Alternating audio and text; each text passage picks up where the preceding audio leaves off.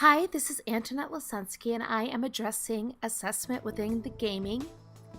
And this is my favorite place to go when I am faced with a challenge as far as an educator. It's in Second Life, and it is an interactive area for Bloom's Taxonomy.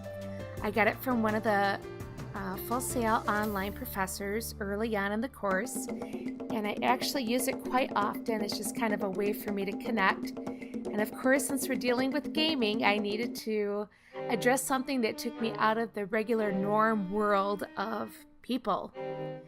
So after looking at this and assessing the RuneScape game that I was asked to participate in for this week's assignment, I decided to piggyback onto my Create an Adventure game.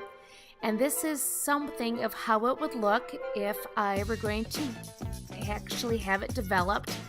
And I figured that I don't think that I can truthfully create an assessment without looking at the whole game first. So this is my second look at the game as to where I see it in my mind.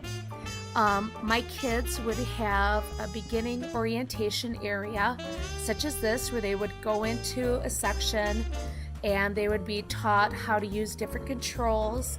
That was one of the things I really liked about RuneScape, was that there was that great tutorial in the very beginning, and I would provide that for my students as well.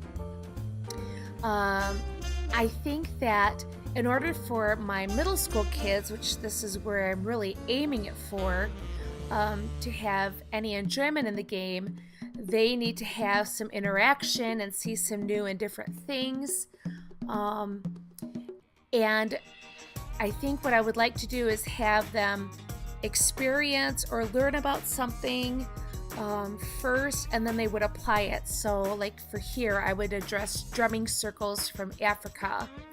And then they would have to go up and be able to maybe recognize different drums,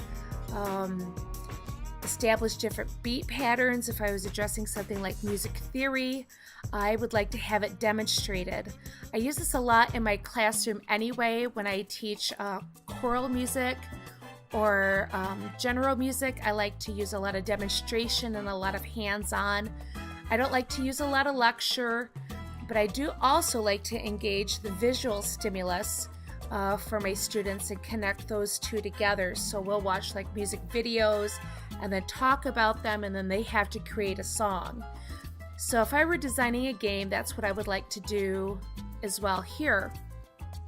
So for instance, they would come in, they would explore maybe medieval characteristics or guidelines overall, and then some of the key concepts within those as far as music goes, and then they would have to demonstrate them. And even if they couldn't actually, physically do it themselves, I would have links that they could try it themselves. Also, I think that we learn through our mistakes. I actually ended up underwater in this particular world and wasn't planning to, but I'd like to have an assessment there of how my kids can maybe get around those obstacles.